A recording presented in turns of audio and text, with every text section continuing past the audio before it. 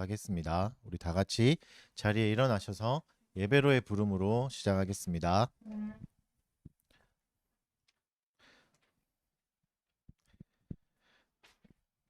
너희 권능 있는 자들아 영광과 능력을 여호와께 돌리고 돌릴지어다. 여호와께 그의 이름에 합당한 영광을 돌리며 거룩한 옷을 입고 여호와께 예배할지어다. 아멘. 시편 찬송가 32장으로 영광송 올려드리겠습니다. 시편 18편 1절에서 2절 말씀으로 찬송하겠습니다. 내 힘이 되신 여호와여, 내가 주를 사랑합니다. 주 나의 반석, 나의 요새, 날 건지시는 나의 하나님. 찬송 받으실 여호와여, 내가 주께 아뢰나이다. 주 나의 방패, 나의 산성, 내 피할 바위, 또 나의 구원. 아멘. 다 같이 사도신경으로 우리의 신앙을 고백하겠습니다. 전능하사 천지를 만드신 하나님 아버지를 내가 믿사오며 그 외아들 우리 주 예수 그리스도를 믿사오니 이는 성령으로 잉태하사 동정녀 마리아에게 나시고 본디오 빌라도에게 고난을 받으사 십자가에 못 박혀 죽으시고 장사한 지 사흘 만에 죽은 자 가운데서 다시 살아나시며 하늘에 오르사 전능하신 하나님 우편에 앉아 계시다가 저리로서 사한 자와 죽은 자를 심판하러 오시리라. 성령을 믿사오며 거룩한 공회와 성도가 서로 교통하는 것과 죄를 사하여 주시는 것과 몸이 다시 사는 것과 영원히 사는 것을 믿사옵나이다. 아멘. 자리에 앉으시고 하이델베르크 교리문답 하겠습니다. 오늘은 52주일 제 3부 계속 보고 있고 우리의 감사에 관하여서 살펴보고 있습니다. 그 중에 기도에 관하여 또 주기도문 해설입니다. 52주일 127문부터 129문까지 문답하도록 하겠습니다. 127문 여섯째 간구는 무엇입니까? 다만 악에서 구하옵소서로 이러한 간구입니다. 우리 자신만으로는 너무나 연약하여 우리는 한순간도 스스로 설 수 없사오며 우리의 불구대천의 원수인 마귀와 세상과 우리의 육신은 끊임없이 우리를 공격하나이다. 그러함으로 주의 성령의 힘으로 우리를 친히 붙드시고 강하게 하셔서 우리가 이 영적 전쟁에서 패하여 거꾸러지지 않고 마침내 완전한 승리를 얻을 때까지 우리의 원수에 대해 항상 굳세게 대항하게 하시옵소서. 128문 당신은 이 기도를 어떻게 마칩니까? 권세와 영광이 아버지께 영원히 있사옵나이다로 이러한 간구입니다. 주님은 우리의 왕이시고 만물에 대한 권세를 가진 분으로서 우리에게 모든 좋은 것을 주길 원하시며 또한 주실 수 있는 분이기에 우리는 이 모든 것을 주님께 구하옵니다. 이로써 우리가 아니라 주님의 거룩한 이름이 영원히 영광을 받으시옵소서. 129문 아멘이라는 이 짧은 말은 무엇을 뜻합니까? 참되고 확실하다는 뜻입니다. 내가 하나님께 이런 것들을 소원하는 심정보다 더 확실하게 하나님께서는 기도를 들으십니다. 이 시간에는 죄의 공적인 고백하도록 하겠습니다. 우리의 죄악을 돌아보고 또 하나님 앞에 진실하지 못했던 나의 말과 행동들 주 앞에 뉘우치면서 회개하는 시간 갖도록 하겠습니다.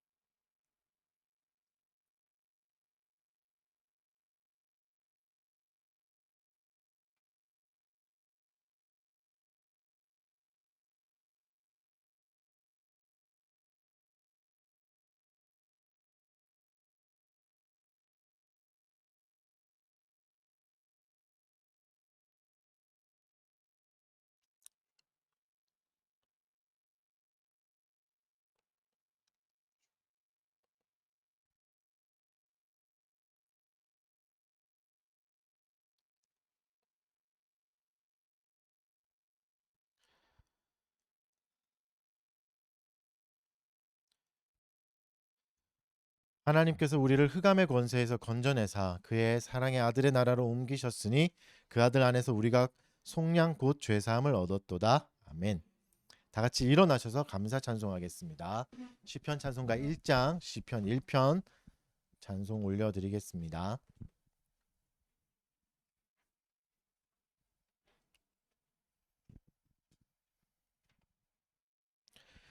복이 있는 사람 누구뇨 악한 길 버리고 오만한 자의 자리에 앉지 않는 사람 복이 있는 사람 주야로 여호와의 율법 즐거워하며 묵상해 자로다 저는 시내 가에 심은 나무와 같아서 시절마다 과실 맺어 마르지 않으리 악인은 그렇지 않아 바람에 날리고 심판 견디지 못하는 겨와 같으니라 주 여호와 이 모든 것 감찰하시나니 의인의 길 형통하나 악한 자 마리. 아멘. 자리에 앉으시고 기도하겠습니다. 너희는 감사함으로 그의 문에 들어가며 찬송함으로 그의 뜰에 들어가라. 감사하며 그의 이름을 찬양하라. 여호와는 선하시며 그의 인자하심은 영원하고 그의 신실하심은 대대에 이르리로다. 아멘. 전능하신 하나님 아버지, 하나님의 영원한 인자하심과 신실한 마음에 감사를 드립니다. 하나님의 창조와 구속의 역사를 통해 우리의 삶 속에 나타내신 당신의 선하심을 경배합니다. 우리의 삶에 찬란한 빛과 소망을 주시고 또 하나님의 사랑과 은혜로 우리를 인도하신 것에 대해서 깊이 감사하며 하나님께 예배드리며 나아갑니다. 거룩하신 하나님, 우리의 죄와 허물을 인정하며 깊은 회개의 마음을 가지고 주 앞에 나아갑니다. 우리가 하나님이 뜻하신 것에서 벗어나 우리의 욕망을 따라갔음을 고백합니다. 우리의 생각과 말과 행동으로 하나님을 슬프게 한 모든 순간들을 회개하며 또 하나님께 용서와 긍휼을 구합니다. 내 감정을 마치 하나님처럼 여기며 내 감정에만 따랐던 시간들을 후회하며 뉘우칩니다. 우리에게 감정을 다스릴 수 있는 은혜도 허락하여 주옵소서. 또 미련하고 어리석은 언변 때문에 또 주위 사람들의 상처 입히기도 했습니다. 우리 입술에 파수꾼을 세워주시고 하나님을 찬양하고 사람들을 위로할 수 있는 좋은 말을 할 수 있게 하여 주십시오. 삼위일체 하나님, 또 하나님의 무한한 사랑과 자비를 의지하며 주 앞에 나아갑니다. 우리의 삶 속에서 하나님의 섭리와 지혜가 드러나도록 인도하여 주옵소서. 우리의 신앙과 삶 속에서 성부, 성자, 성령님의 사랑과 권능을 체험할 수 있게 하여 주시고 우리의 마음을 열어주시고 주께로 인도하여 주시옵소서. 그리스도의 몸된 교회가 세상 속에서 빛과 소금의 역할을 잘 감당하게 하여 주시옵고 교회에 속한 모든 성도들이 하나님의 사랑과 진리 안에서 굳건히 서가게 하여 주시옵소서. 세계 곳곳에 심겨놓으신 교회들이 진리를 바르게 선포하고 복음을 사랑하게 하여 주셔서 사랑과 연합의 정신으로 하나가 되어 하나님의 나라를 확장하는 데 더 힘쓸 수 있게 하여 주십시오. 우리나라와 지도자들에게 지혜와 통찰력을 허락해 주시길 바랍니다. 우리나라의 정의와 평화가 이 땅에 넘쳐나게 하여 주시옵소서. 또 모든 국민이 진리와 사랑 안에서 서로를 이해하고 존중하는 사회가 되도록 인도하여 주시옵소서. 오늘 예배 가운데 성찬을 참여합니다. 성찬을 통해 그리스도의 십자가의 사랑과 은혜와 희생을 기억하게 하여 주시고 우리의 믿음과 소망을 새롭게 하여 주시옵소서. 또 성찬을 통하여 우리가 그리스도와 더욱 깊은 연합이 이루어졌음을 경험하게 하여 주시고 또 그리스도의 사랑과 헌신을 우리 삶에 반영하며 실천하게 하여 주시옵소서. 달빛교회 교우들을 위해 기도드립니다. 이 자리에 모인 모든 사람에게 하나님의 은혜와 평강이 충만하게 하여 주시옵소서. 각자의 삶 속에서 하나님의 인도하심을 깊이 체험하게 하여 주시고 또 믿음으로 매 순간 살아가게 하여 주시옵소서. 예배를 통해 모든 사람들이 새로운 힘과 용기를 얻게 하여 주시고 그리스도의 사랑 안에서 더욱 성장하게 하여 주시옵소서. 졸업을 앞둔 학생들에게는 지난 시간을 감사할 수 있는 마음을 주시고 또 다가올 미래도 새 일을 행하실 하나님을 기대하는 마음으로 준비하게 하여 주십시오. 우리에게 허락하신 직장과 일터와 가정 가운데 하나님의 평화가 임하게 해 주십시오. 우리가 정서적으로 성장하고 또 경제적으로 풍요로움을 바르게 누리게 하여 주셔서 삶의 태도도 하나님의 자녀답게 자라갈 수 있게 하여 주시옵소서. 또 새로운 직장과 새로운 일을 준비하는 교우들에게 은혜를 주시고 선하고 좋으신 하나님께서 무슨 일을 하든지 동행하여 주시고 그들의 발걸음을 지켜 보호하여 주옵소서. 오늘 선포될 말씀을 통해 하나님의 뜻을 더욱 명확히 깨닫게 하여 주시고 성령님께서 우리의 마음과 생각을 열어주셔서 말씀의 깊은 의미를 이해하게 하여 주십시오. 그 말씀을 통해 우리 믿음이 굳건해지게 하여 주시고 삶 속에서 그리스도를 닮아가는 증인이 되게 하여 주시옵소서. 좋은 믿음의 자녀가 되게 하여 주시고 믿음의 자녀를 잘 양육하는 좋은 교회가 되게 하여 주시옵소서. 이 모든 기도를 우리 주 예수 그리스도의 이름으로 올려드립니다. 아멘. 말씀을 보겠습니다. 말씀은 에베소서 6장 1절에서 4절 말씀입니다.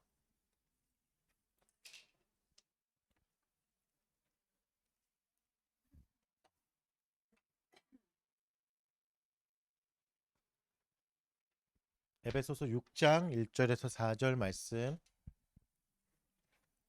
제가 한번 읽어드리겠습니다. 자녀들아 주 안에서 너희 부모에게 순종하라. 이것이 옳으니라. 내 아버지와 어머니를 공경하라. 이것은 약속이 있는 첫 계명이니 이로써 내가 잘되고 땅에서 장수하리라. 또 아비들아 너희 자녀를 노엽게 하지 말고 오직 주의 교훈과 훈계로 양육하라. 아멘. 우리가 계속해서 이제 성경이 말하는 결혼과 가정, 교회라는 주제로 계속 살펴보고 있습니다. 오늘은 세 번째 시간이고 자녀 양육, 가정 안에서의 자녀 양육이라는 주제로 살펴보도록 하겠습니다. 비단 가정의 얘기만 하는 게 아니라 또 교회 안에서도 우리가 계속해서 자녀를 양육해 가야 되니까 또 교회에 적용해 보시고 각자의 삶에도 좀 적용할 수 있는 일이니까 잘 들어보셨으면 합니다. 우리가 이제 결혼과 가정의 성경적인 의미를 계속해서 이제 찾아가고 배우러 갈 때 중요한 원리가 있습니다. 항상 이제 우선되는 원리, 특별 계시로 일반 계시를 해석한다는 원리입니다. 굉장히 중요한 원리죠. 그러니까 성경을 중심으로 세상의 현상을 분석하고 이해하는 겁니다. 이분법적으로 성속을 나누는 게 아닙니다. 거룩한 것과 추한 것을 속된 것을 나눠서 이것은 배척해야 된다 이런 의미가 아니라 세상 속에서 살아가면서 타락한 세상에서 어떻게 말씀으로 살아갈 건가 진지하게 고민하는 방법이고 이게 원칙입니다. 제일 원칙입니다. 근데 반대로 해서는 안 됩니다. 많은 사람들이 반대로 하는데 현상이 이러니까 성경을 바로 적용할 수 없다. 이게 어떻게 그럴 수 있나? 너무 고루한 얘기다. 이러면 일반 계시로 특별 계시를 해석하는 꼴이 됩니다. 반대가 되는 거죠. 그러니까 말씀대로 살 수 있는 완벽한 시절은 이전에도 없었고 앞으로도 없을 겁니다. 그러니까 계속해서 우리는 특별 계시로 일반 계시를 해석해 나가야 되는 것이지 성경을 계속 고치거나 뭐 줄이거나 할 수가 없습니다. 우리가 환경은 이렇고 문화가 이렇다. 또 뭐 너무 고루한 얘기다 해버린다면 성경이 하나님의 말씀이라는 걸 인정하지 않는 행위가 될 수 있습니다. 그래서 특별 계시로 일반 계시를 해석할 수는 없습니다. 이런 태도를 거부한 것이 이제 종교 개혁인 거죠. 일반 계시로 특별 계시를 해석하자는 거부한 게 종교 개혁입니다. 그러니까 세상의 흐름에 맞춰서 잘 변해왔던 교회가 아니라 성경 속에서 말씀하셨던 교회가 뭔가 우리가 한번 찾아보자. 그게 가능한가 안 가능한가는 나중에 얘기하고 원리가 뭐였나를 찾아보자. 성경에 말씀하신 교회가 뭔가 찾아보자가 종교 개혁이었죠. 그 교회를 해보자가 종교 개혁이었잖아요. 이게 특별 계시로 일반 계시를 해석해 보자 하는 원리입니다. 그러니까 우리의 결혼은 계속 살펴보면 살펴볼수록 그렇지만 우리의 성관념도 그렇고 성경과 많이 멀어졌습니다. 너무 많이 멀어졌죠. 그래서 결혼의 원형을 더듬어 찾아가는 게 가능한가? 이게 진짜 가능한가 할 정도로 불가능해 보일 정도로 멀어졌습니다. 그래도 이제 우리가 기대할 것은 주의 말씀이 진리라면 진리가 우리를 자유롭게 하고 우리를 인도하신다는 게 진짜라면 우리는 말씀을 통해서 원형도 찾아봐야 됩니다. 너무 멀어 보이고 성경과 우리의 모습이 현실이 너무 멀어 보이지만 주께서 인도하신다면 그 길을 걸어갈 수 있는 거죠. 그래서 어떤 열매가 맺히는가는 우리의 몫은 아닙니다. 하나님의 일입니다. 그래서 어떤 열매가 맺히는가 실패할 수도 있고 뭐 성공할 수도 있겠으나 그걸 단순히 실패와 성공으로만 나눌 수 없는 게 열매는 하나님께 달려 있는 일이기 때문에 그렇습니다. 우리가 할 일은 순종하며 걸어가는 거죠. 이 원리를 실천하기 위해서 애쓰고 버티는 거죠. 그래서 성경은 결혼의 원형을 뭐라고 말씀하셨죠? 그리스도와 교회 관계다. 이게 계속해서 원형입니다. 그래서 모든 관계 안에 계속 이 원리를 적용해 갈 겁니다. 그러면 자녀 양육은 어떤가? 자녀 양육도 마찬가지입니다. 그리스도와 교회의 관계에서 찾을 수 있습니다. 결혼의 주된 목적이 출산이라고 했죠. 주된 목적 중에 하나가 거룩하고 경건한 씨를 심어서 교회를 자라게 하는 것들. 하나님이 명령하신 생육하고 번성하고 땅에 충만하고 땅을 다스리라는 명령을 실행하기 위해서 결혼을 제정하신 겁니다. 근데 이제는 반대가 되어 버렸습니다. 출산이 오히려 걸림돌이 되어 버렸고 아이를 어떻게 키울까라는 고민 때문에 아예 결혼을 포기하기도 하고 또 결혼 후에도 이제 아이를 가지려 하지 않는 사람들이 많이 나오기 하는 거죠. 그러니까 수많은 비혼주의자들이 나오는 시대에 결혼을 비웃고 있는 시대에 어쩌면 결혼이 이제 멸종될 수도 있을 것 같을 정도의 위기를 맞을 수도 있을 것 같습니다. 그렇죠? 그러나 우리는 계속해서 원형 가운데서 하나님이 말씀하신 복음을 찾아가야죠. 결혼 안에 있는 진리를 찾고 진정한 복음을 발견해야 됩니다. 그리고 온전한 결혼이 온전한 성도를 만들어낼 수 있음을 인정하고 신뢰해야 됩니다. 그래야 우리의 삶이 온전하게 문자 그대로 온전하게 흘러갈 수 있는 것이죠. 무엇을 말씀하시든 간에 듣고 행해 보겠다, 실천해 보겠다는 마음을 가지고 성경에 귀 기울여 봤으면 좋겠습니다. 먼저 오늘 본문을 간단하게 설명해 드리면 간단하게 말씀하십니다. 자녀들은 부모에게 순종해야 된다. 이게 이제 대원리죠. 10계명에도 주셨던 5계명, 이것도 첫 계명이라고 말씀하시는 게 5계명입니다. 사람에게 주시는 첫 계명. 그리고 상급이 있다. 상도 줄 거야. 이걸 잘하면 너 복 받을 거야라까지 말씀하시는 거죠. 그러니까 어떻게 해서든지 이 계명을 지키게 하겠다는 하나님의 의지가 보이는 장면입니다. 하나님은 이 계명을 실천하시는 걸 너무 원하고 계신 거죠. 상까지 주시면서. 그리고 부모에게 특히 누구에게 말씀하시죠? 아비들에게 자녀를 노엽게 하지 말라라고 엄중하게 명령하고 계십니다. 자녀를 분노하게 하지 말고 주의 교훈과 훈계로 잘 양육하라라고 말씀하고 계시는 거죠. 그래서 이 본문을 통해서 볼 수 있는 게 뭐냐면 가부장제입니다. 성경은 가부장제를 지지합니다. 현실은 어떤가? 서점에 가서 가부장제라는 제목으로 책을 검색해 보면 다 부정적인 책밖에 없습니다. 가부장제 깨부수기, 가부장제의 피해자들 뭐 이런 종류의 책밖에는 없습니다. 그러니까 가부장제를 지지하는 책은 거의 없습니다. 거의 찾기가 어려우실 겁니다. 그러니까 가부장제가 고리타분한 구시대의 산물이고 또 폭력적인 제도일 뿐이다. 라는 책이 지금의 대세인 거죠, 이제는.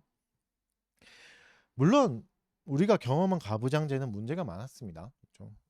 하지만 성경이 말씀하시는 가부장제는 우리가 경험한 가부장제와는 다릅니다.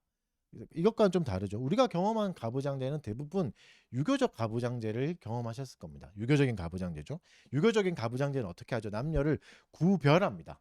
구분합니다. 이렇게 차별하는 거죠. 차이를 두는 거죠.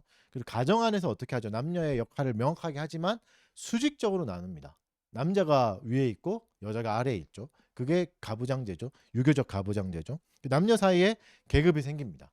결혼하면 아내는 남편 아래로 들어가게 되고 그 안에서 여성을 향한 수많은 폭력들이 생기게 되는 거죠. 수많은 피해자들도 만들어 왔습니다. 그래서 현재는 누구도 가부장제에 대해서 따뜻한 시선을 가진 사람이 없고 좋은 추억이나 기억을 가진 사람이 없는 거죠.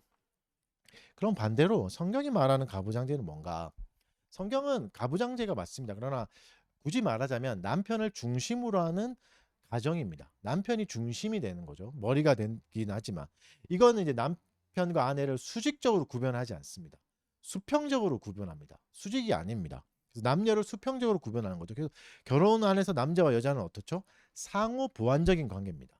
여자가 열등하거나 남자가 우월하다 이런 의미가 아니라 둘 다 필요하다. 결혼에 남자가 필요하고 여자가 필요하다. 여성성과 남성성을 둘 다 인정하고 상호 보완적 관계로 보는 거죠. 서로가 서로를 필요로 하고 서로가 있어야지만 사명을 완수할 수 있다. 이렇게 보는 겁니다. 그래서 결혼 후에는 남녀에게 각각의 사명을 주십니다. 이 말은 뭐죠? 남자도 존중하고 여자도 존중한다는 말입니다. 각자의 사명을 다 주신다는 것. 다만 최종적인 책임은 남자에게 주시는 겁니다. 아버지에게 주시는 겁니다. 그러니까 이런 얘기죠. 만약에 아이에게 문제가 생겼을 때 하나님이 진짜 찾아오신다면 얘기하겠죠. 태호야 잠깐 뭐 부모님 계시니 아버지 좀 나와보라 이렇게 하시는 거죠. 아빠와 면담하시는 거죠. 아빠가 책임자니까 이 말을 하시는 겁니다. 그러니까 아버지가 최종 책임을 지지만 자녀 양육에는 어떻게 하죠? 아버지 어머니 다 참여합니다. 책임자일 뿐이지 아버지가 다 하라 이런 말도 아닙니다. 구약 성경을 보면 어머니 역할이 대단히 적극적입니다. 어머니가 아이의 이름을 짓기도 하죠. 보통은 유교적 사회에서는 다 남자가 짓거나 할아버지가 짓거나 이런데 여자 어머니가 아이의 이름을 짓습니다. 그렇죠? 그리고 또 어떻게 하죠? 오계명 오늘 읽으셨던 본문에는 분명하게 말씀하시죠. 부모가 아니라 아버지와 어머니를 공경하라. 아버지와 어머니를 공경하라고 말씀하시죠. 그 구약에서는 또 시집 보낸 딸이 처녀성을 의심한다거나 사위가 문제 삼을 때 어떡하죠? 아버지와 어머니가 함께 가서 변론해 줍니다. 함께 가서 이 얘기를 사건을 해결해 주는 거죠. 그러니까 함께 어려움을 해결하는 한 팀이었습니다. 그리고 우리가 읽어봤던 잠언 31편에서도 현숙한 여인이 나오죠. 현숙한 여인은 놀라운 창의성을 가지고 있고 강력한 이제 의지를 가지고 있으면서 에너지를 마음껏 발산하면서 가정을 꾸려갑니다. 굉장히 적극적이고 강한 역할을 맡고 있는 거죠. 그러니까 남편에게 종속되었지만 남편의 노예는 아니었습니다. 그리고 구약에는 어떻습니까? 때로는 여성이 선지자가 되기도 했습니다. 그렇죠? 미리암을 선지자라고 표현했고 모세의 누이였던 미리암을 선지자라고 표현했고 훌다라는 여성 선지자 있었잖아요. 이것처럼 성경은 남자와 여자의 역할을 명확하게 구분하고 둘 다 존중합니다. 그렇죠? 굉장히 적극적입니다. 근데 우리가 경험한 가부장제는 어떻죠? 자녀 양육의 몫은 대부분 엄마의 몫입니다. 엄마가 홀로 감당해야 되는 거죠. 잘 생각해 보시면 워킹맘이라는 단어는 많이 들어보셨지만 워킹맘이 그거잖아요. 일하면서 아이를 돌보는 엄마를 워킹맘이라고 하지만 워킹파파는 없죠.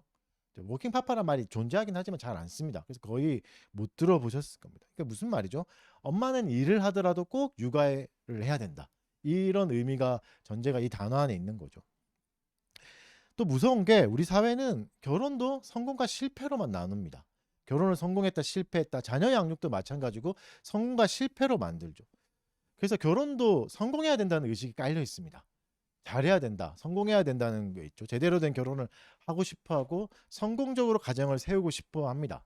하지만 그 성공이라는 게 너무나 이상적이고 뜬구름 잡는 개념이기도 합니다. 우리가 어릴 때부터 치열한 경쟁에 몸에 배어 있다 보니까 결혼도 진학의 우선 연장선에 서 있습니다. 취업의 연장선에 서 있고 자녀 양육도 취업의 연장선, 결혼의 연장선이 돼서 성공과 실패로만 자꾸 나뉘는 거죠. 성공해야 되는 거죠. 성경이 말하는 자녀 양육은 성공과 실패로 나눌 수 없습니다. 결혼도 마찬가지입니다. 성공과 실패로 나눌 수 없습니다. 성공했다고 생각하는 가정 안에서 굉장히 개차반 같은 자녀가 태어나기도 하고 완전히 실패했다는 가정에서도 대단한 인물을 하나님이 길러내시기도 합니다. 그래서 성공과 실패를 나눌 수는 없습니다. 하나님께 버림받았다고 하는 사울에게서 요나단이 나와서 다윗과 우정을 나누잖아요. 그리고 존경받는 그 다윗의 아들들은 사고 뭉치였습니다. 어떤 결혼도 어떤 가정도 성공했다 실패했다로 구분하지 않습니다. 그걸로 나눌 수가 없습니다. 성경은 자녀 양육을 관계 안에서 설명합니다. 가장 핵심은 관계라고 말씀하고 계십니다. 우리가 사는 세상은 또 반대입니다. 자녀 양육에 뭐가 있죠? 방법론만 많습니다. 수많은 육아서들이 많잖아요. 육아를 가르쳐주는 방법론들이 너무 많습니다. 이런저런 방법과 아이를 기르는 노하우를 알려주는 책들이 너무 많이 있습니다. 이것도 결국 자기 개발서만 읽는 폐의 연장선이 있는 겁니다. 결혼을 해도 이 책을 통해서 제대로 자녀를 키워봐야지. 그러니까 자기 개발서를 읽는 것과 똑같이 하는 거죠. 그러니까 자기 개발서를 읽는 건 뭐 나쁜 건 아니지만 자기 개발서만 읽는 건 문제가 됩니다. 한계가 뭐죠? 사회를 보지 못합니다. 자기 개발서는 무조건 개인밖에 못 봐요. 자기가 잘못하고 아니면 남 탓을 하거나 자기 탓을 하거나 이렇게밖에는 안 되는 거죠. 무조건 개인의 책임입니다. 내가 잘하면 성공할 수 있고 내가 성실하면 뭐 좋은 부를 이룰 수 있다 이거잖아요. 그 안에 뭐가 없냐면 사회 구조에 대한 고민이 전혀 없습니다. 경제적인 구조에 대한 역사적인 흐름에 대한 고민이 전혀 없는 거죠. 그러니까 뭐가 되죠? 타인에 대한 공감이 전혀 일어나지 않습니다. 자기계발서를 많이 읽으면 많이 읽을수록 강팍해질 겁니다. 타인을 이해하는 그 마음은 점점 사라지게 될 겁니다. 육아도 마찬가지입니다. 육아도 방법론만 가지고 이야기하는 거죠. 여러분 유명한 구절 중에 한 번 들어보셨던 문제 부모는 있어도 문제 아이는 없다 이런 말 많이 들어보셨잖아요. 꽤 유행한 적이 있습니다. 많은 심리학자나 육아 전문가들이 말했고 심지어 목사님들도 설교 제목으로 쓰고 이제 어떤 교회는 간판으로 붙여놓기도 한 말입니다. 근데 잘 생각해 보십시오. 진짜 오롯이 부모의 탓인가? 문제 부모 때문에 문제 아이가 생긴다면 그럼 부모의 탓인가? 요즘 세대들이 왜 결혼을 안 하려고 하는가? 오롯이 개인의 탓인가? 물론 외모 때문이기도 하죠. 네, 농담입니다. 사회적 압박이 있어서 그렇죠. 사회적 압박 때문에 결혼을 힘들어하죠. 이 정도 집에는 살아야 되고 모양 안 빠지게 살아야 되니까 이 정도는 갖춰야 되고 하니까 또 이 정도 교육은 시켜야 되니까 엄두가 안 나는 겁니다. 그러니까 개인의 잘못보다는 사회적 압박이 더 큽니다. 또 경제적 어려움도 있습니다. 나 하나 건사하기도 어렵습니다. 만약에 여기서 지방에서 올라오신 분도 많지만 지방에서 올라와서 서울에서 살면서 실제적으로 20, 30대가 저축을 할 수 있는가? 거의 불가능합니다. 1%도 안 될 겁니다. 그 정도의 수익을 낼 수 있는 사람들이. 그래서 문제 부모가 되는 건 부모만의 잘못은 아닙니다. 구조적인 어려움도 있는 거죠. 그리고 여러분 육아에 대한 잘못된 이상도 너무 많습니다. 미디어를 보면 아름다운 연애만 나오는 거죠. 아름다운 연애만 나오고 화려한 휴가를 즐기고 뭐 해외 여행을 다니는 것도 또 아이가 태어나면 풍요로움 속에서 아이를 키우려고 하는 것들 이런 문화가 주는 어려움도 많습니다. 그 중에 하나가 산후조리원의 문화인데 산후조리원은 굉장히 좋은 제도긴 하죠. 근데 산후조리원이 주는 은연중에 주는 압박도 있습니다. 어떤 압박이 있죠? 조리를 빨리 해서 여성성을 회복하라는 겁니다. 빨리 건강해져라. 빨리 다시 날씬해져라. 다시 아름다워지라고 하는 거죠. 그러니까 여성에게 동시에 아이를 낳으라고 강요하면서 동시에 아름다워지라고 또 강요하는 거죠. 두 가지를 동시에 강요받는 사회적 압박이 생기는 겁니다. 아이를 낳고 처녀 때처럼 다시 돌아가는 게 대단한 거고 되게 좋은 거고 꾸질꾸질한 아줌마가 되는 것은 죄악으로 여기는 거죠. 이게 개인의 잘못이 아닙니다. 사회적 압박이 있는 거죠. 이것에 대한 두려움이 있습니다. 결혼해서 내 몸이 망가지면 어떡하지? 예전의 모습이 다 사라지면 어떡하지? 하는 두려움이 있는 거죠. 또한 또 출산과 육아 박람회 또 이런 부추김이 있습니다. 또 육아의 다양한 제품을 소개하면서 유혹을 하는 거죠. 고가의 제품과 첨단 기술의 제품을 소개하면서 어떻게 말하는 거죠? 자녀들을 최선의 조건에서 키우시라 이렇게 말하고 있는 거죠. 이 유혹입니다. 이걸 이길 수 있겠습니까? 쉽지 않습니다. 내 자녀에게 가장 좋은 걸 주고 싶은 게 부모의 마음이잖아요. 그 최적의 조건이 있고 더 좋은 기술이 있다면 하고 싶어지는데 그걸 막기가 어려울 겁니다. 대부분 이상적인 결혼이 그런 거잖아요. 산후조리원에 나와서 날씬해지고 아름다운 엄청 좋은 유모차를 끌면서 우아하게 커피 한 잔 마시는 미씨의 삶. 뭐 이런 게 성공적이고 이상적인 결혼의 모습이잖아요. 그러다 보니까 그거에 미치지 못하는 나를 더 자괴감 느끼게 하고 나는 실패했다고 생각하고 자기를 괴롭히기도 하고 아예 도전도 안 하게 되는 태세가 일어나는 거죠.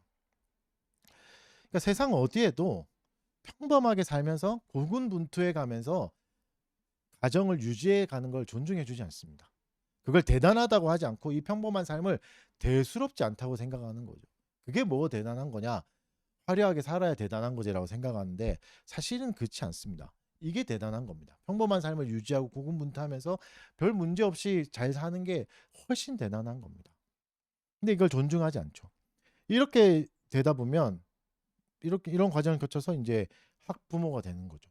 학부모가 되면서 어떤 과정이 생기죠.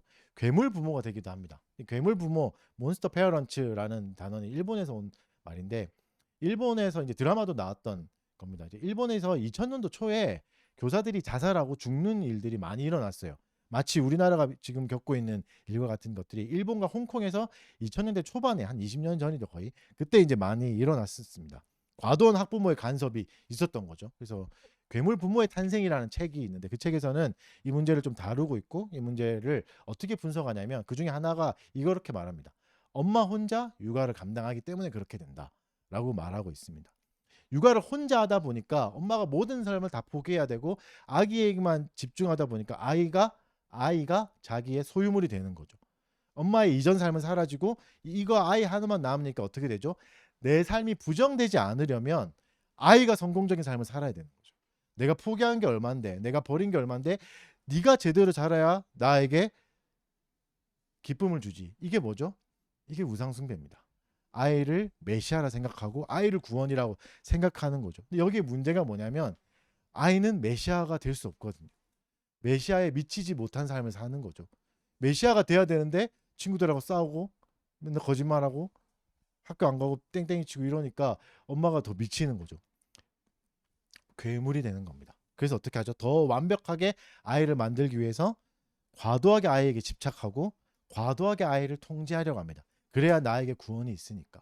엄마 혼자 남아진 삶에. 그래서 경쟁에서 승리하도록 은연중에 훨씬 더 강력하게 강요하게 되는 거죠. 아이가 나의 트로피가 되는 겁니다. 그렇게 만들려고 하죠. 더 큰 집착은 더 큰 괴물로 만들어 버립니다. 이제 한국에도 이제 그런 여파가 왔지 않습니까?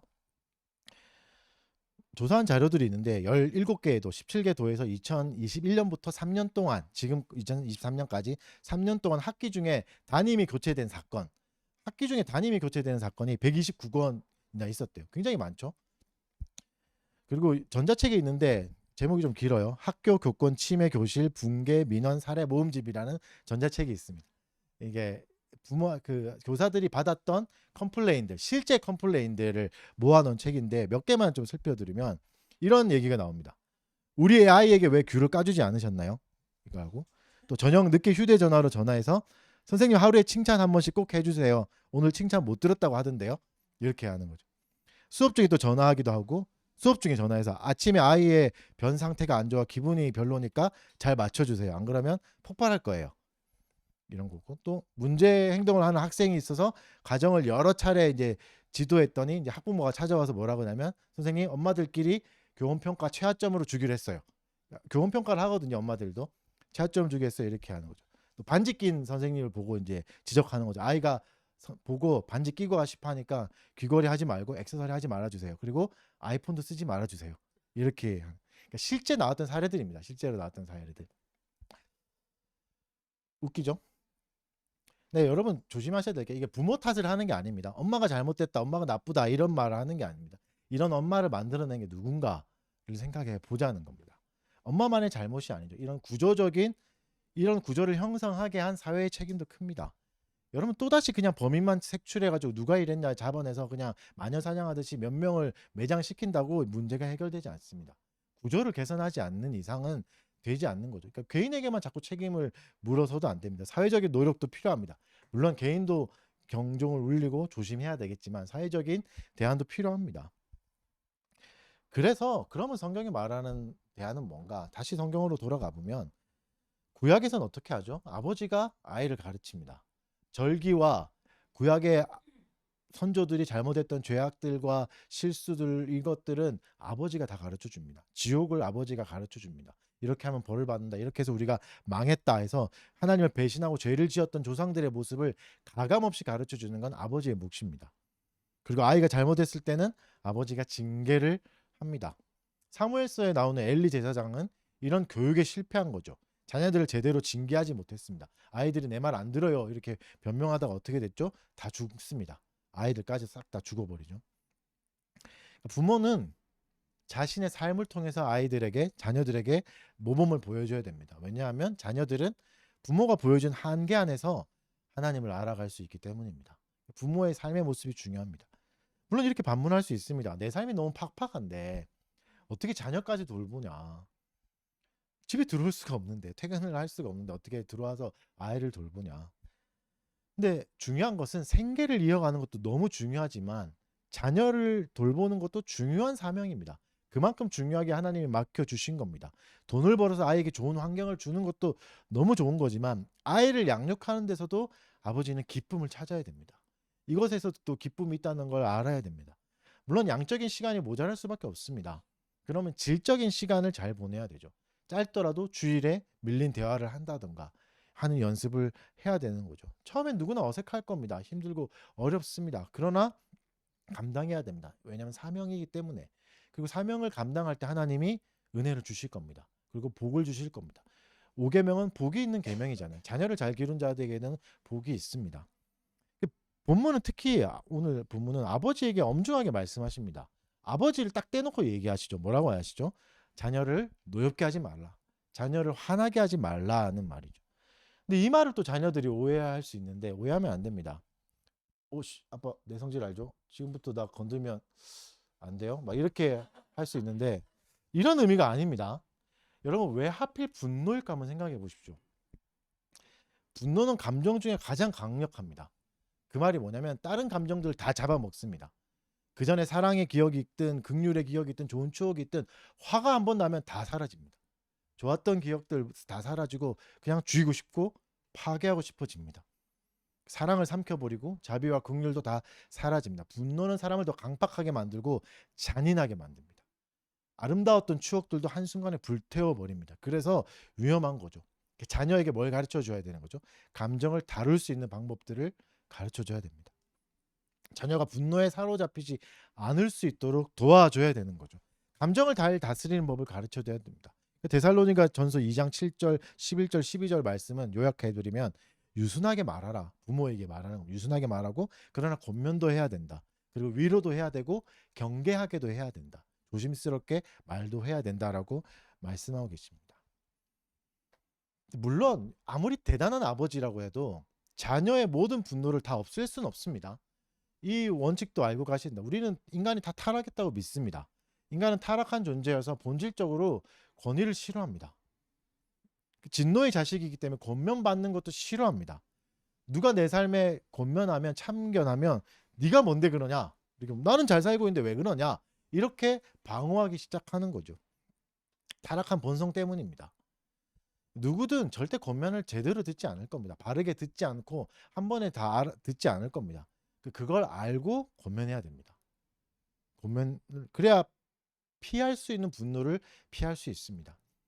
만들지 않을 수 있는 분노들이 있거든요. 어떤 것들이냐면 안 그래도 권면을 싫어하는데 그 권면을 담는 그릇까지도 폭력적이 되거나 징계를 너무 과도하게 한다거나 과도하게 폭력적인 언어를 쓴다거나 무시하는 말을 한다거나 또 자신의 삶도 돌아보지 못하는 위선적인 태도로 말한다거나 하면 발생하지 않아도 될 분노를 발생시키는 거죠. 아이에게 바르게 말해야 되고 바르는 방법도 조심스럽게 사용해야 됩니다. 아버지의 권위는 잘 드는 칼처럼 사용해야 됩니다. 조심스럽게 권위를 사용해야 됩니다. 사용하지 않아도 안 됩니다. 반드시 사용해야 되고 조심스럽게 사용해야 죠. 피할 수 있는 분노들은 다 피해야 되고 자신의 삶의 태도도 돌아봐야 됩니다. 가장 자녀들이 힘들어하는 게 뭐죠? 부모들의 위선적인 행동이죠. 교회와 가정의 삶이 전혀 다르다. 말이 너무 다르다. 이게 괴로운 거거든요. 그래서 이걸 조심해야 됩니다.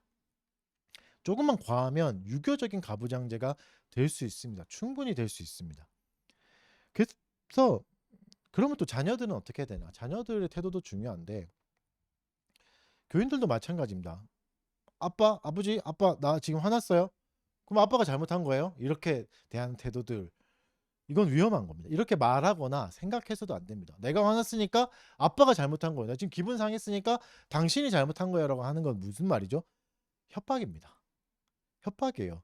내가 느끼는 감정이 아빠를 판단하는 기준이 되면 안 됩니다. 내가 느끼는 감정으로 아빠를 자꾸 판단해서는 안 됩니다. 내가 지금 기분 나쁘니까 아버지는 나를 사랑하지 않는 거예요. 나를 괴롭게 했으니까 당신은 나를 사랑하지 않는 거야 라고 말하는 겁니다. 반대로 뒤집으면 뭐죠? 진짜 많은데 교회 안에 내가 행복해야 하나님이 나를 사랑하는 거예요 라고 생각하는 굉장히 맞는 말 같아 보이지만 내가 기준인 겁니다. 내 감정 건들지 마세요 하나님. 나 기쁘게 안 하면 나 교회 안 다닐 거예요. 이렇게 말하는 거죠. 협박이죠. 아빠는 자녀에게 듣기 싫은 말을 할 때도 있습니다. 자녀에게 숙제라고 말할 수도 있고 성실하게 살아라, 정직하게 말하라고 할 수 있습니다. 이 명령 자체는 문제가 없지만 이 명령이 자녀를 기쁘게 할 수는 없습니다. 뭐 이걸 듣고 와 이제 숙제해야지 너무 지겹다 막 이런 아이는 없잖아요. 기분이 나쁘겠죠. 무조건 기분이 나쁩니다. 그렇다고 해서 아빠가 자녀를 사랑하지 않는다는 건 아닙니다. 오히려 사랑하니까 이런 명령을 할 수 있는 겁니다. 이런 권면을 할 수 있는 겁니다. 징계나 권면은 반드시 내 기분을 상하게 할 겁니다. 부끄럽게도 할 거고 괴롭게도 하고 수치스럽게도 할 겁니다. 그러나 그 기분이 아빠의 사랑을 측정하는 기준이 되어서는 안 됩니다. 저 아빠는 내 아빠가 아니야. 뭐 사랑의 아빠가 아니야. 이렇게 말하면 안 되는 거죠. 이게 뭐죠? 이게 가스라이팅입니다. 나한테 이러지 마세요. 나한테 내 감정을 여기까지는 건들지 마세요. 내 감정을 기준으로 당신이 나한테 맞춰야 돼요라고 계속 말하는 게 가스라이팅입니다. 이게 왜 또 중요하냐면 아버지를 향한 분노를 어떻게 다루느냐는 결국 성부 하나님과의 관계를 어떻게 맺는가에도 나오게 되는 거죠. 아까도 말씀드렸듯이 하나님 나를 행복하게 하지 않으면 나를 사랑하지 않는 거다라고 생각하게 되는 겁니다. 나에게 아픔을 줬으니까 하나님은 사랑의 신이 아니고 존재하지 않는 거다. 이렇게 생각할 수 있는 거죠. 그러면 결국 뭐죠? 내 감정이 신입니다. 내 일상이 신인 거죠. 하나님이 신이 아닌 게 되는 거죠. 여러분, 원칙적으로 하나님이 나를 화나게 하실 수 있는가? 그럴 수 없습니다. 하나님은 우리에게 선을 주시고 가장 좋은 걸 주시는 분에게 우리를 화나게 할 수는 없습니다. 그럼에도 불구하고 우리는 화를 내는 거죠. 그러면 뭐죠? 하나님의 문제가 아니라 우리의 문제입니다. 화를 내는 우리의 문제입니다. 하나님은 우리를 어떻게 대하셨습니까? 에베소서 4장 32절에서 이렇게 말씀하십니다. 서로 친절하게 하며 불쌍히 여기며 서로 용서하기를 하나님이 그리스도 안에서 너희를 용서하신 같이 하라. 하나님이 그리스도 안에서 우리를 용서하셨다고 말씀하십니다. 여전히 내 감정이 신이 되어서 조금만 내 비유를 건드려도 내 기분만 상하게 해도 비웃고 권위를 비웃고 저주하는 우리를 위해 예수 그리스도가 죽으셨고 하나님이 예수 그리스도의 십자가 안에서 하나님의 분노를 처리해 버리시고 우리의 분노도 정복하셨다고 말씀하고 계신 겁니다. 그래서 여러분 더 이상 분노가 우리를 주관할 수 없습니다. 그래서 분노가 우리를 자꾸 주관하게 놔둬서는 안 됩니다. 이제는 분노를 다스리셔야 됩니다. 자녀답게 사는 방법이 그겁니다. 그러니까 분노가 사라지지 않는다면 어떻게 해야 되죠? 분노가 처리된 그리스도 안에서 잠잠히 머물고 계셔야 됩니다. 그게 얼마가 걸리든 간에 잠잠히 머물고 계셔야 됩니다. 사람들에게 찾아가서 험담하고 사람들의 도움을 구하기 전에 그리스도 안에서 잠잠히 머무는 법을 먼저 익히셔야 되고 배우셔야 됩니다. 우리의 분노가 온유한 기쁨으로 바뀔 때까지 그리스도 안에 머물 수 있어야 됩니다. 이걸 가장 잘할 수 있게 하는 메커니즘이 뭐죠? 그게 가정입니다. 온전한 가정이요. 가정 안에서 이것을 계속 연습한 사람이 사회생활 할 때도 이런 걸 할 수 있는 거죠. 조절할 수 있는 거죠. 그리스도 안에 잘 다스리려면 온전한 가정이 있어야 됩니다. 그럼 온전한 가정은 어떤 가정입니까? 교회와 그리스도의 관계를 따라가는 과정입니다. 이런 가정은 분노를 없앨 수 있고 다스릴 수 있는 환경을 만들어 줄 수 있는 겁니다. 온전한 가정을 이루고 싶으면 결혼을 언약 안에서 지키는 사랑을 하십시오. 결혼 안에서 언약을 지키는 사랑을 하십시오. 바르게 사랑해야 이런 가정의 메커니즘을 만들어낼 수 있습니다. 하나님이 각자 주신 사명이 있습니다. 그걸 감사함으로 받고 그 일을 행하기 위해서 노력하십시오. 주의 명령을 따라가 보십시오. 이해되지 않고 어려워 보이고 불가능해 보이지만 우리를 생명으로 이끌어 주시고 우리를 자라게 하실 겁니다. 우리에게 좋은 가정을 허락하실 겁니다.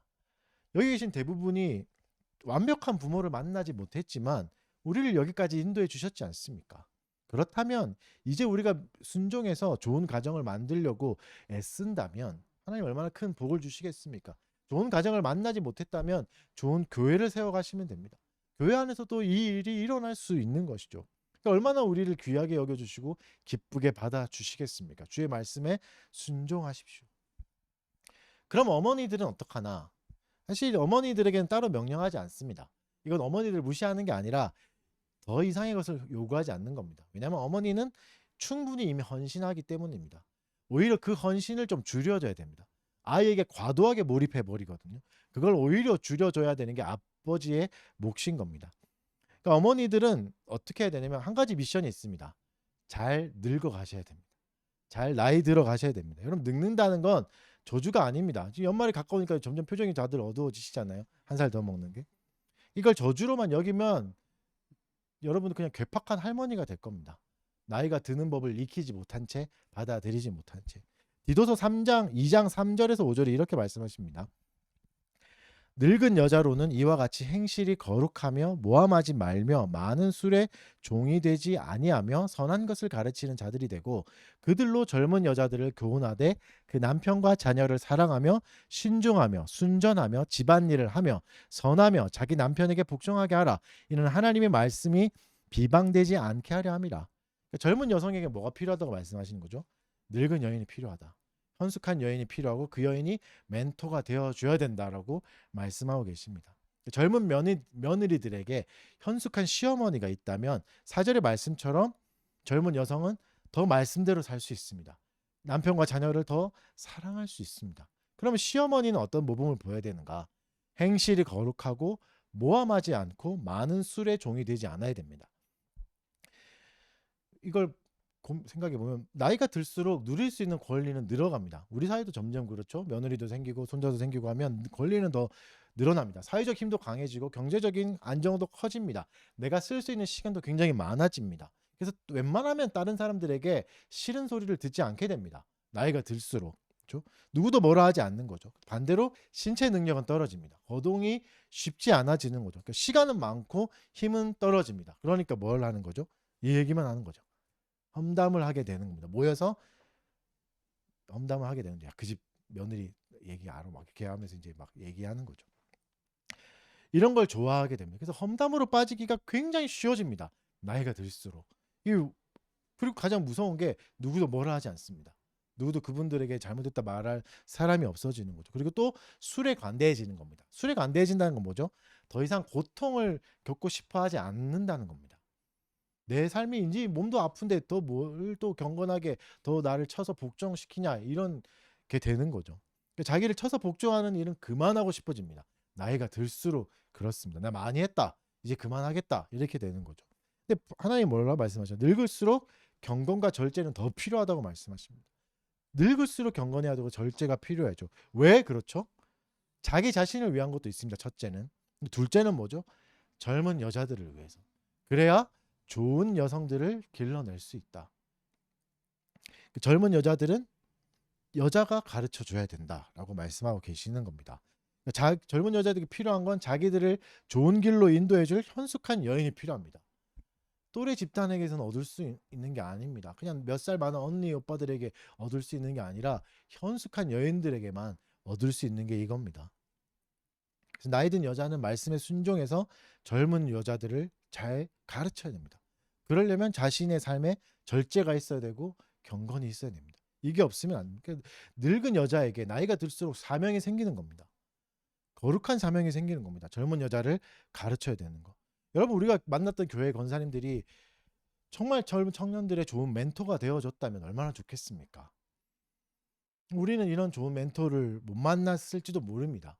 하지만 여러분 진짜 기쁜 소식이 있는데 기쁜 소식이 이제 여기 계신 모든 여성분들이 하나님 앞에 진짜 순종하면서 꼬박꼬박 나이를 먹고 있습니다. 한 명도 빠지지 않고 반항하지 않고 꼬박꼬박 나이를 먹고 있죠. 또 일주일만 지나면 꼼짝없이 또 한 살 더 먹고 늙어가는 거죠. 젊은 여자에서 점점 늙은 여자로 이동해 가는 건 기쁜 소식입니다. 교회에 경건한 늙은 여자가 많아진다는 건 큰 복입니다. 물론 늙은이라 표현했는데 현숙한이라고 생각하시면 됩니다. 그러니까 젊은 여자들에겐 큰 복입니다. 우리에겐 완벽한 멘토가 없었을지라도 주의 은혜는 우리를 여기까지 이끌어 오셨습니다. 그러면 이제는 우리에게는 책임감이 생기는 거죠. 좋은 멘토가 될 준비를 하셔야 됩니다. 많은 젊은 여성들을 이끌어 줄 수 있는 멘토가 되셔야 됩니다. 그러려면 절제와 경건에 힘쓰셔야 됩니다. 나이가 들수록 어려워집니다. 나이가 들수록 권리가 많아지기 때문에 그렇죠. 경건은 평생 힘써야 될 과업입니다. 평생의 과업이 되는 거죠. 아무도 나를 건들지 않을 때가 가장 위험합니다. 괴물이 되어도 아무도 나에게 권면해 주지 않게 되는 거죠. 그래서 여성들이요. 좋은 시어머니가 되어 주십시오. 좋은 멘토가 되어 주십시오. 그게 가장 큰 복입니다. 이렇게 아버지와 어머니들이 각자에게 맡겨진 사명을 거부하지 않고 받아들일 때 자녀들에게 좋은 성 정체성도 가르쳐 줄 수 있는 겁니다. 어떤 성 정체성이죠? 남성과 여성은 대립하는 성이 아니라 상호 부한적인 관계구나를 가정에서 배울 수 있는 겁니다. 수직도 아니구나. 누가 우월하고 누가 열등한 것도 아니구나. 상호 부한이구나를 배울 수 있게 되는 거죠. 그래서 자기가 받은 성을 긍정적으로 바라볼 수 있게 될 겁니다. 이런 가정을 경험. 그래서 여러분 생각과 마음을 잘 지키셔야 됩니다. 우리의 영적 전투는 결국 마음과 생각에서 일어나는 겁니다. 뭐가 필요합니까? 오늘 말씀하신 대로 주의 교훈과 훈계가 필요합니다. 그리스도가 자신의 몸인 교회를 교훈과 훈계로 이끌고 가시고 있는 거죠. 말씀을 가르쳐 주시는 거죠. 부모는 자녀들에게 하나님의 섭리를 반드시 가르쳐 줘야 되고 죄와 심판에 대해서 알려줘야 됩니다. 그리고 회개의 기쁨과 믿음과 성화의 은혜도 가르쳐 줘야 됩니다. 가르쳐 줄 수 있어야 되는 거죠. 그리고 또한 부부는 어떻게 해야 되죠? 서로 사랑해야 됩니다. 사랑에 있어서는 자녀보다 배우자가 우선입니다. 잠언 14장 26절 말씀 읽어드릴게요. 여호와를 경외하는 자에게는 견고한 의뢰가 있나니 그 자녀들에게 피난처가 있으리라. 여호와를 경외한다는 건 부부에게 적용하면 무슨 말이죠? 하나님이 맡기신 사명에 순종하는 겁니다. 남편으로서 아버지로서 어머니로서의 사명을 순종하기 애쓰는 거죠. 뭐라고 명령하셨죠? 서로 사랑하라고 명령하셨습니다. 자기를 사랑하듯이 남편은 아내를 사랑하라. 아내는 남편에게 순종하라. 이게 사명이죠. 이걸 지키는 게 경건한 가정이고 서로를 잘 감당하면 자녀에게 좋은 피난처가 생긴다라고 말씀하고 계십니다. 이걸 반대로 해서는 안 됩니다.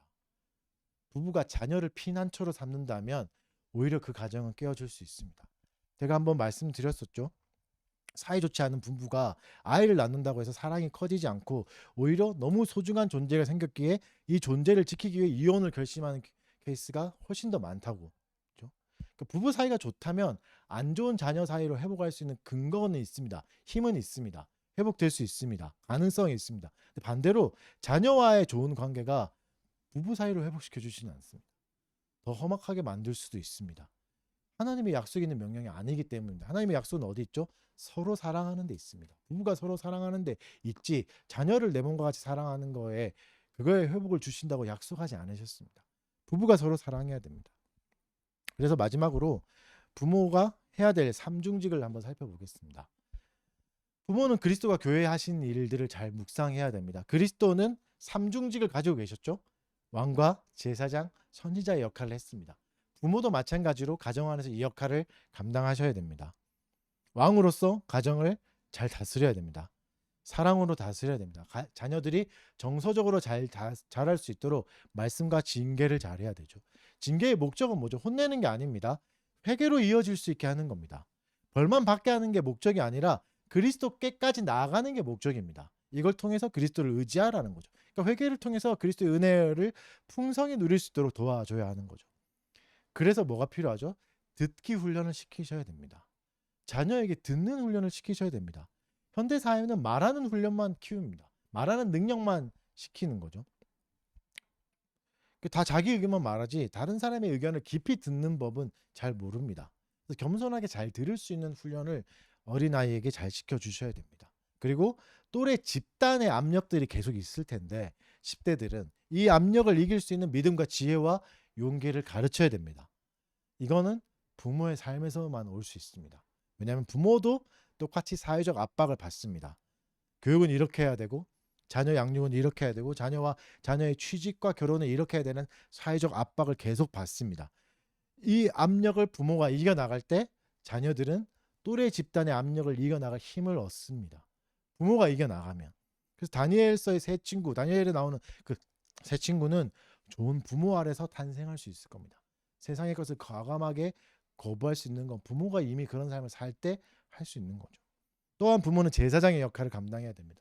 욥이 어떻게 했죠? 자녀들을 위해서 번제를 드렸습니다. 정결함을 위해서. 부모가 신경 써야 될 건 자녀들의 정결함입니다. 영적인 성장과 구원에 관심을 가져야 됩니다. 자녀들의 회심을 도와줘야 됩니다. 그리스도를 영접할 수 있게 도와줘야 되고 또 자녀들이 올바른 짝을 찾는 것까지가 부모들의 사명입니다. 올바른 짝을 찾는 것도 결혼시키는 것도 부모의 몫입니다. 자녀가 부모 결혼을 잘못하면 부모도 벌합니다. 부모의 몫이니까. 마지막으로 선지자의 역할도 감당해야 됩니다. 선지자는 말씀을 가르치는 역할이잖아요. 단순히 지식의 전달이 아닙니다. 구약에 나온 선지자는 특징이 있습니다. 말씀을 전했고 말씀대로 살았습니다. 그 메시지 자체가 돼서 살았습니다. 삶의 모범으로 말씀을 살아가는 모습을 보여줘야 됩니다. 이것에 너무 부담 갖지 마십시오. 대단한 순교자의 삶을 살라는 게 아닙니다. 삶에서 일관적인 모습만 보여줘도 됩니다. 신앙생활의 일관적인 모습만 보여줘도 됩니다. 어느 부모도 완벽하지 않습니다. 십계명을 누가 다 지킬 수 있습니까? 그래서 뭐가 필요하다고요? 매 순간 그리스도께 의지하는 모습을 보여주면 됩니다. 이게 부모가 가장 말씀으로 가르쳐줘야 될 좋은 태도입니다. 은혜의 방편을 잘 누리는 방법을 알려주는 겁니다. 그리스도가 필요하다는 걸 알려주는 게 가장 좋은 가르침입니다. 말씀을 결론을 맺겠습니다. 에베소서를 기반으로 성경적 자녀 양육을 한번 살펴봤습니다. 성경은 분명히 말씀하십니다. 아버지의 역할과 어머니의 역할을 각각의 구별해서 주십니다. 가정 안에서 구체적인 역할도 주시고 구체적인 지침도 주십니다. 아빠는 어떤 존재죠? 단순히 돈을 벌어오는 존재가 아니라 그 가정의 영적인 지도자이고 양육자가 되어야 됩니다.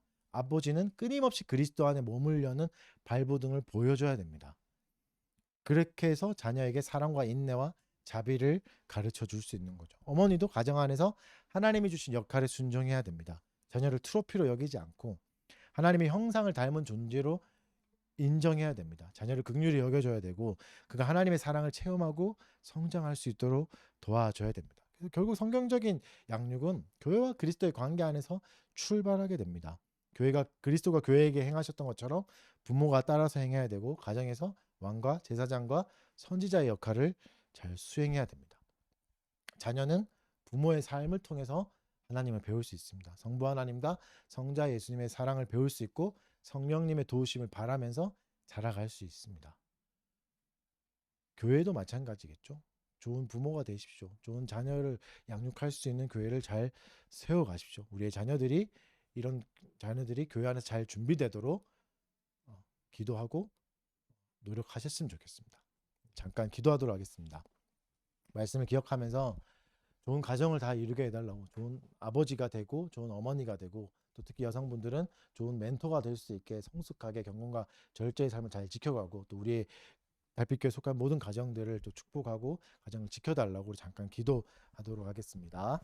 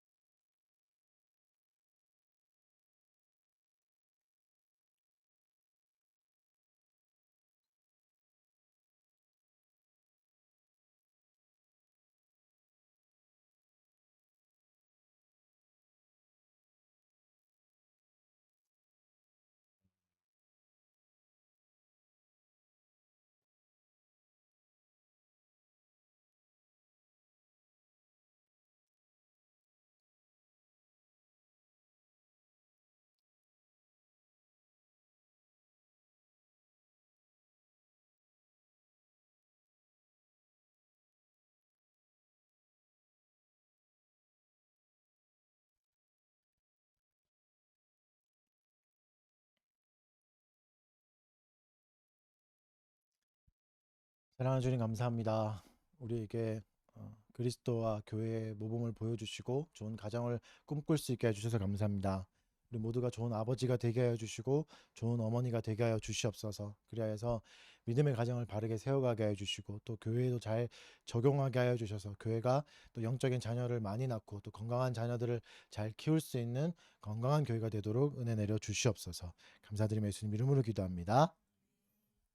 이 시간에는 또 성찬을 하겠습니다.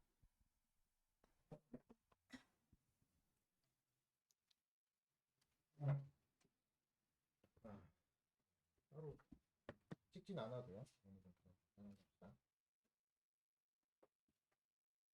먼저 떡과 잔을 나눌 겁니다.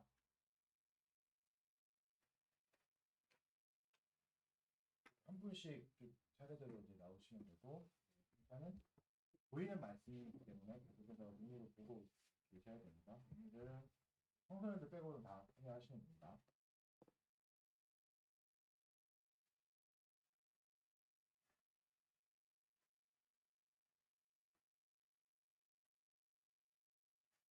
네, 기도하고 잠깐 하셔도 참여하셔도 됩니다. 네, 정말까지 참여하시면 됩니다. 네, 잠깐 기도하겠습니다.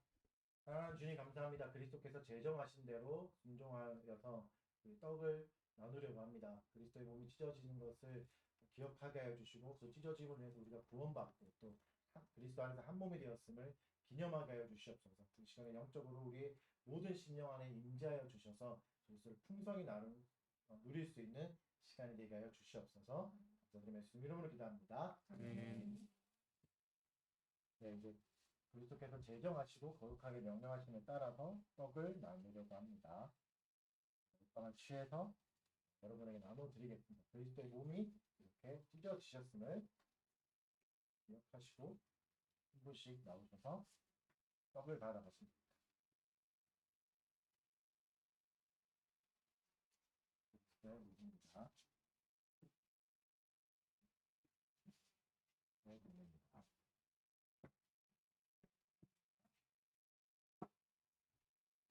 네, 몸입니다.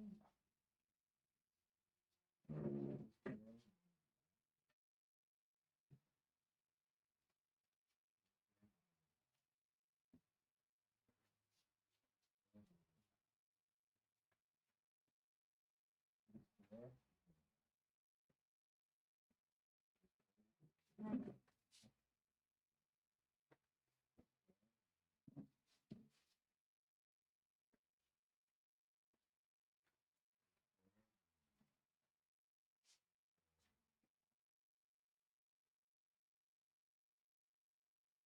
다 같이 그리스도의 몸을 먹음으로써 그리스도를 기념하도록 하겠습니다.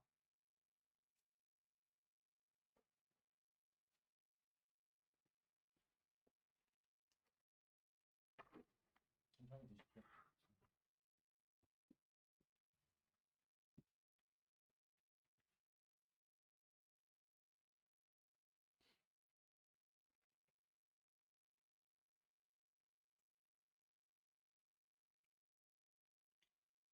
네, 잔을 나누겠습니다. 제가 잠깐 기도하겠습니다. 사랑하는 주님 감사합니다. 그리스도께서 피 흘리심을 기념하여 잔을 나누려고 합니다.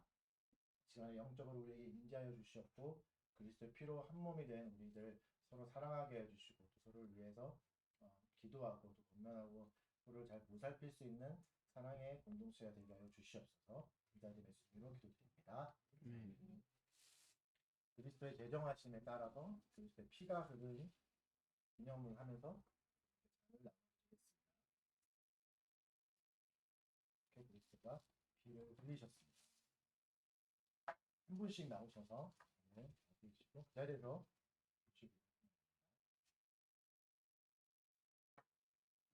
그리스도의 피입니다.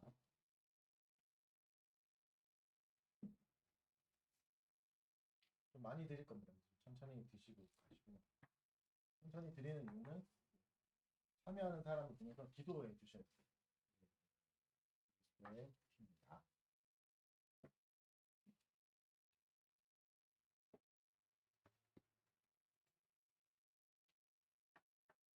그리스도의 피입니다.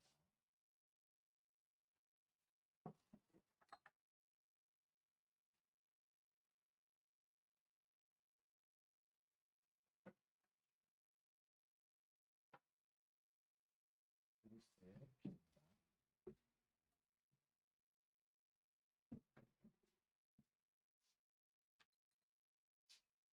그리스도의 피입니다. 그냥 그 자리에 놔두시면 돼요.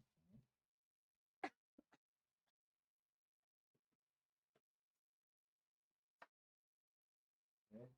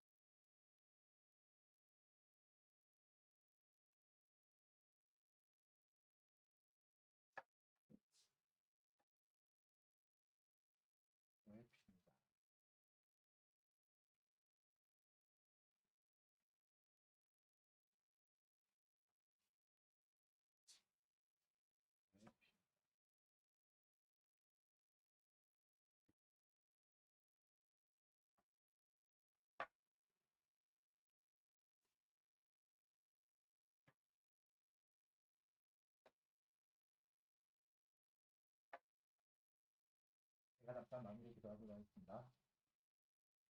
사랑하는 주님 감사합니다. 그리스도를 본받아 보이는 말씀의 성찬을 베풀었습니다. 우리가 그리스도 안에서 한 몸이 된 하나의 공동체임을 기억하게 하여 주시고 서로를 끝까지 잘 돌보게 하여 주시옵고 내 힘과 의지가 아니라 그리스도의 피와 살을 의지하여서 그리스도의 살과 피가 된 옆에 있는 지체들을 사랑하고 섬기며 잘 돌보는 별빛교회가 되게 하여 주시옵소서. 감사드리며 예수님 이름으로 기도드립니다. 네. 다 같이 일어나셔서 찬송하겠습니다. 시작부터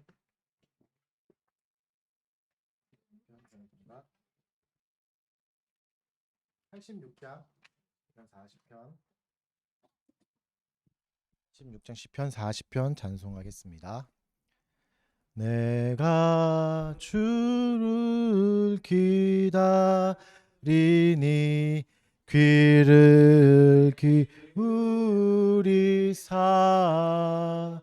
나의 부르짖는 소리 응답해 주소서. 기가 막히 웅덩이와 수렁에서 건져 반석 위에 세워 주사 견고케 하셨네. 새 노래로 하나님께 찬송을 부르니 사람들은 여호와를 다 의지하리라. 여호와를 의지하고 겸손히 행하며 거짓을 행치 않는 자 참 복이 있도다. 아멘. 헌상기도 하겠습니다. 전능하신 하나님 아버지, 오늘 우리가 주께 드리는 헌금을 받아주시고 또 이 물질이 하나님 나라와 영광을 위하여서 바르게 사용하게 하여 주시옵소서.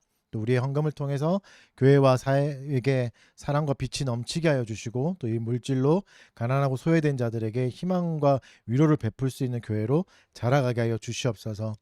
헌금을 드린 모든 손길들의 수고와 헌신을 귀하게 여겨주시고 그들의 삶 속에서 하나님의 축복과 평강이 가득하게 하여 주시옵소서. 또 경제적 어려움으로 인해서 헌금을 드리지 못한 손길들도 축복하여 주시고 하나님의 사랑과 위로가 충만하게 하여 주시고 그들의 삶 속에도 하나님의 은혜가 풍성히 넘쳐서 건강하게 자라게 하여 주시고 또 경제적 풍요도 허락하여 주셔서 더 좋은 것으로 하나님께 드릴 수 있는 복된 인생이 되게 하여 주시옵소서. 이 모든 말씀 예수 그리스도의 이름으로 기도드립니다. 네. 강복선언으로 예배 마치도록 하겠습니다. 주 예수 그리스도의 은혜와 하나님의 사랑과 성령의 교통하심이 너희 무리와 함께 있을지어다. 네. 네, 자리에 앉으시고 공부를 좀 하겠습니다.